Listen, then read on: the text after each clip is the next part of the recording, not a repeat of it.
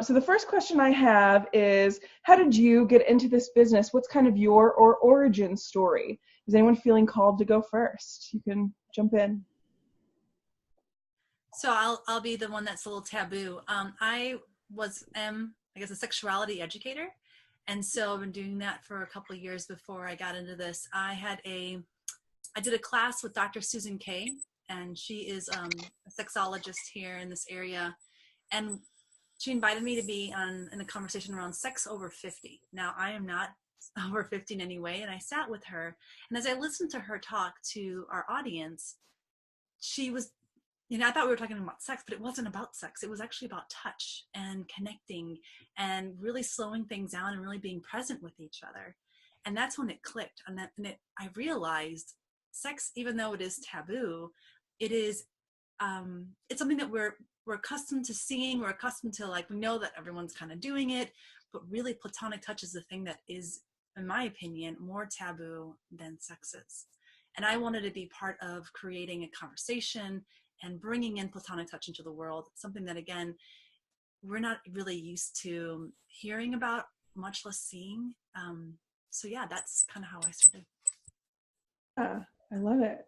And then, of course, I went to CuddleXpo, and I had friends that were in the program, and yes, and that part, just like, that was easy. That was a really easy part. That snowballed for you. Of course. I'll go next, since we're kind of, it just makes sense to me. I started out in this world wanting to do something that would bring what I thought was a gift. I still do, I think, is this gift for unconditional acceptance and love. I have an easy time with that. And I also have been obsessed with intimacy and relationships pretty much my entire life. And, that obsession plays out in different ways in my own relationships and also in the type of work that I've been drawn to. So I went to school for psychology, and I really thought that being an MFT, a marriage and family therapist, was my next step. And I kind of put the career thing on hold. I thought that my life trajectory would involve being a homemaker and, a homemaker with part-time work. So I still do some of that stuff from the world before. Like, I teach piano, and I also manage apartment buildings. Those are things that I could do part-time if I were a full-time mom. That didn't happen. Life just did not turn out that way for me, and I still don't have children. And I found myself at this sort of crossroads of, how do I make my life meaningful now that I don't have motherhood kind of at the pinnacle of my achievements? Motherhood and church service was what I had thought. I was like, let's go there.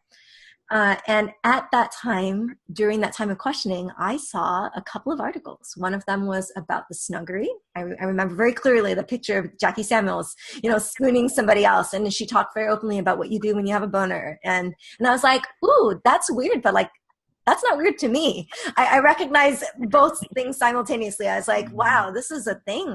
And I started thinking, wow, I could have a nap spa. There were like all these ideas. I always have ideas popping up in my head. I was like, cool. Maybe for someone else. And then I saw, that clued me into professional cuddling. And at the time, a lot of the people that I was seeing doing that work were doing it with more of like an escort type kind of bent to the work. And then I saw an article on Samantha Hess, who is here with us now. and Sam talked so much about unconditional love. And I was like, that's how I'm going to do it. So January 2015, I jumped in. I went to my first Cuddle Sanctuary event. I reached out to Cuddle Party. I went to CuddleCon. I did everything that I could to put myself in the world. I wanted to know what this industry was like. And it was just a train that took me to where I am. It's really been the perfect place. I think I said once, like, I feel like I'm at the center of my life now. And it's very selfish in a way. Yes, I want to do good in the world, but being a professional cuddler for me has meant that I get to grow in the way that I'm interested in growing, and that I get to work with people in the way that I love. So yeah, that's me. What a heart story. I love that. Thank you so much for sharing. Samantha, Madelon, who wants to go next? I'll jump in. Yeah, thank you, Samantha. It's so inspiring to to listen to these stories. You are the people, the loving, respectful, self-expressed people. That's the world I want to live in. That's the change I want to see. And so this is a field of people following their own passion, following their own truth and excitement. So I'm no different. I was a very, growing up and in adolescence, I discovered that I was more loving than most people. And that didn't always, wasn't always perceived the way I wanted it to be, the way I was intended. I remember being told at one point by a mother figure in my life that I shouldn't hug people so much or they'd get the wrong idea about me. And I felt so shamed. I know. And inside there was this voice that was like, no, that's not right. It's not, I shouldn't be less loving. The world should be more loving. As this angsty teenager, how do I make that happen?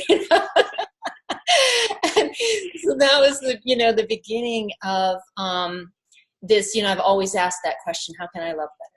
How can I love better? And to me, that means in a way that is more well-received. How can I meet people where they're at so that I'm not struggling with them? Let me love you, but I'm like, with that compassion and hearing what is the next step for them to open up. And discovering that I'm more open and happy when I'm in that place of listening and seeing their innate goodness. And a lot of it honestly had to do with learning boundaries and understanding boundaries and my valid needs, validating my own needs and my self-care around that. So my struggles with codependency really led me to Cuddle Party, which was the consent workshop, and then having an embodied experience of asking, identifying, saying no and yes, and all these empowering tools combined with oxytocin, combined with a calm nervous system, combined with being held by another person. And to me, that was kind of the magic combination. So I started for months, I brought a facilitator in from out of state every month and, hosted these workshops. At the same time, in my other life, it's always been about authentic communication and courageous vulnerability. Was something that I always wanted. How can we show people the inside, the things that are scary, because they have them too. They just need to see that they're not alone. And so sharing that, acting was, theater arts, communication, and coaching med students. So I developed a career working with med students, teaching them how to develop rapport and trust with their patients, which was very rewarding for me. It still is. I do that. I teach them examination techniques. I work with healthcare practitioners regularly, and seeing that brought it into a professional context, and to see how powerful the professional container is in which to do that when people are most vulnerable and need that support. So I guess it's the culmination of all of those things, finding a way to channel all of the love I have given my self-care, self-awareness, respect, and communication, working in the professional container, working with touch. And at one point I was just, asking the universe, like, I need like a business coach or a business partner or something. And then within a month, I think Adam Lippin showed up in Keeley's living room. She's nodding her head because we were doing a training for Cuddle Party facilitators, and Adam Lippin showed up, and I became his mentor in the program. And he said, are you interested in doing this? Would you be interested in a business proposal? And I had been seeing clients individually for a while at that point, and really brainstorming, how could I take the workshop setting, put it in the individual container, and create a training for that. So I feel like I'm going on too long. So I'll go to Rhett. No, you're good.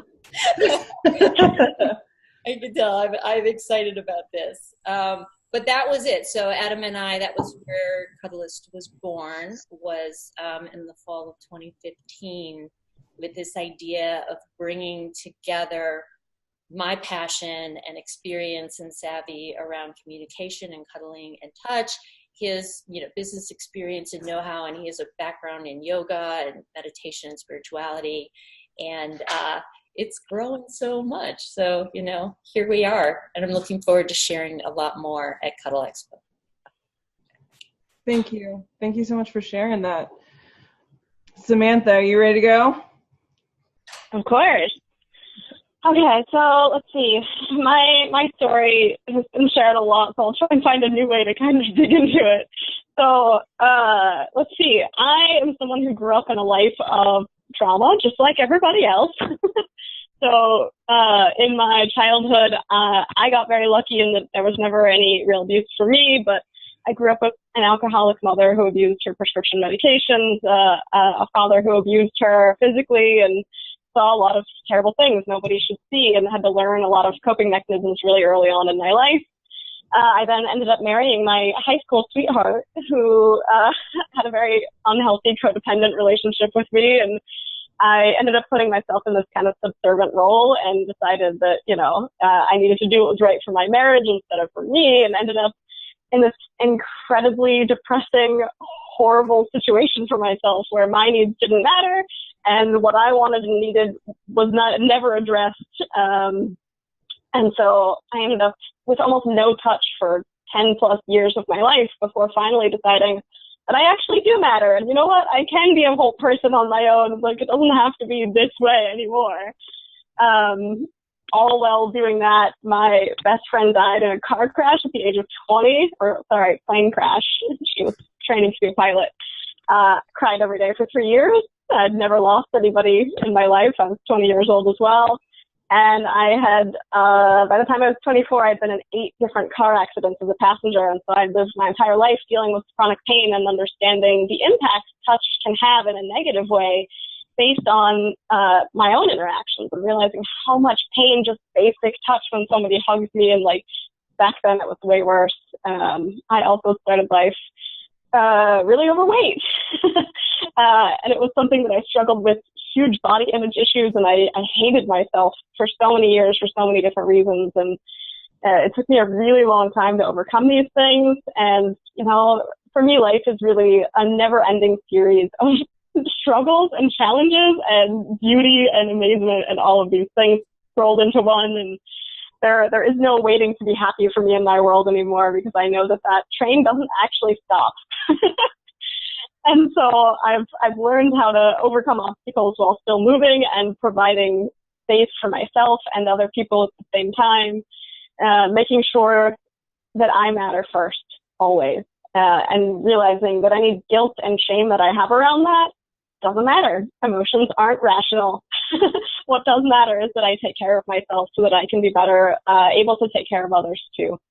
And so here I am, Cuddle Up to Me, certified cuddlers, CuddleCon, and touch the power of human connection. I've been able to make my mark and create an atmosphere where we can grow and learn as an industry and together. It's been a really cool journey. You didn't know it, but you gave the perfect segue. Oh, good. I love it when that happens. I love that when that happens.